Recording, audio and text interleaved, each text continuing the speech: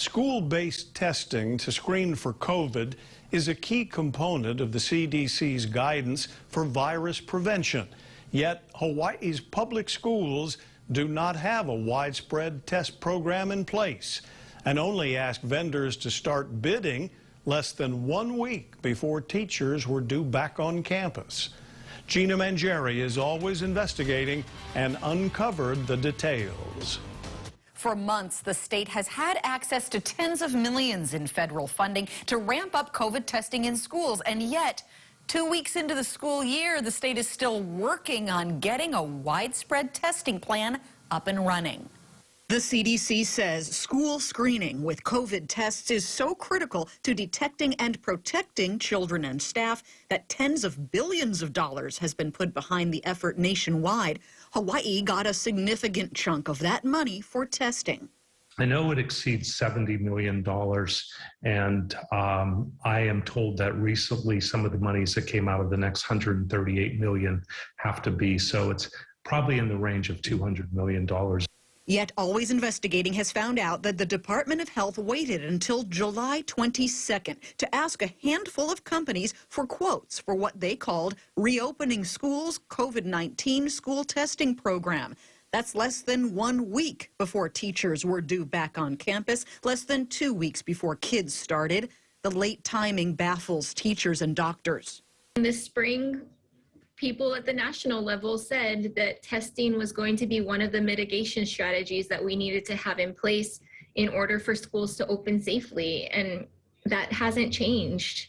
I think it's highlighted even more with the Delta variant. Now it's inadvertently, they kind of created a lot more of an emergency situation. I've been working in approximately 7 other states helping to develop a plan, and actually we are testing, and many of them started in March and April, because that's when it was known the funding was released. The teachers union tells me they knew nothing of the state's school testing plan status until KHON2 forwarded the late July bidding invitation to them. The health department did not open the program to public procurement where anyone could bid. Instead, they tell me, they sent requests directly to 7 of what they call demonstrably qualified vendors, 5 of which submitted quotes covering all school complexes. The department tells me they are working on contracts in an expeditious manner so they can be awarded as soon as possible. I found out that some providers weren't invited to submit a bid, and one of the largest labs in the state was turned down. Clinical Labs telling me CLH was not awarded the testing contract for the DOE. We have many schools, public and private, reaching out to us, and we are assisting them as best we can.